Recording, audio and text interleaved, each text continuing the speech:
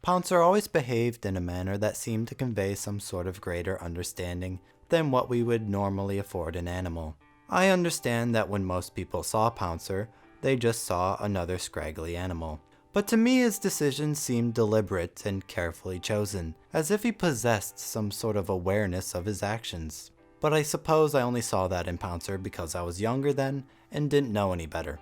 But that wouldn't explain why I was never once inclined to believe Suki or even Carly to carry that same sort of attitude. They show a lot of affection, but not with the same deliberation Pouncer did.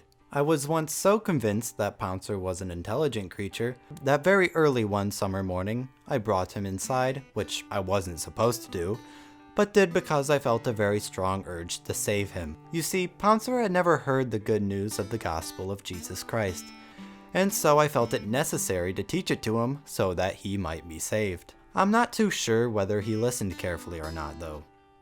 It was always impossible to sit with Pouncer for more than an hour or so. That wasn't because Pouncer didn't like physical contact. In fact, he loved sitting in my lap for lengthy periods on end. The problem was he enjoyed it a little too much. He often raked his claws down my pant legs the more comfortable he became.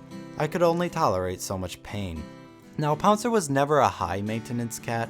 Usually we just filled his bowl and gave him attention every so often. The only exception being on cold winter mornings, where he would press his face against the glass of our front door and meow very loudly to be let inside. He only ever rarely was. He spent his time outside and would sometimes be gone for several days on end before returning to the house, though it was possible he may have never left. He had a variety of sleeping places he would go to for isolation. I knew a good amount of them, some including beneath a large bush under my bedroom window, up in a treehouse near our driveway, within a kayak we kept within our garage, in the storage barn where we kept all of our outside work equipment, and even in a flower pot. It's likely he had many more places he stayed in that I never knew about. Though it was true he didn't need much grooming, there was always one exception. Every winter, Pouncer's fur would grow long and would become tangled and matted. It needed vigorous brushing and trimming to fix. If we didn't, he would end up looking like a wild animal, and that was never any good. During one of these appointments, I was using a pair of scissors to remove a ball of tangled fur. It was either me or my dad that accidentally cut the tip of Pouncer's right ear off. I always felt bad about that. It was fairly unnoticeable, but still. He seemed to have a high tolerance for pain. He was run over by a car once, and for a short time after getting Hershey, he was constantly dragged around and abused by the new dog. He never tried to fight back or hiss at him, even though I wish he did. It would have taught Hershey some well-needed manners sooner. The two never became good buddies.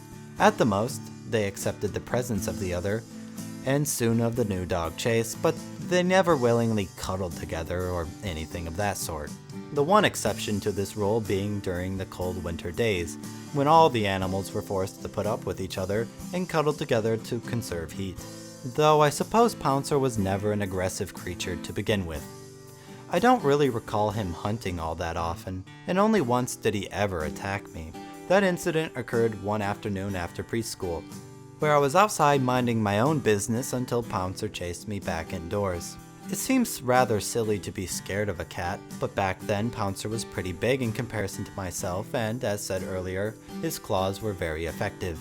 He was quite an imposing creature at that moment, but again, that was only that single time. The only time he ever displayed any sort of actual aggression was towards the new cat Suki. He chased her around quite a bit, and they often got into screaming matches with each other.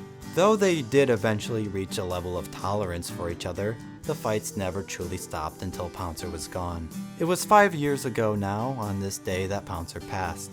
I don't think about him much anymore, though I did a lot once he was initially gone. I used to have the same dream every night where Pouncer would be alive, and I would recognize that I must be in a dream because Pouncer was not alive. But every time I was tricked by the dream and gladly accepted that Pouncer was still with me because the dream was very real. And every morning I woke up with the realization that the opposite was true. All that remains of Pouncer are the tokens we saved for him. A grave near the edge of the forest, a few prints on my bedroom wall, and just a handful of blurry photographs. I suppose it's fitting, though, because at this point the memory of Pouncer is fading. It's hard to remember the late evenings with Pouncer. His mannerisms and attitudes are hard to recollect. Sometimes I wonder about how much I would give to be with Pouncer one more day. I know I would give a lot.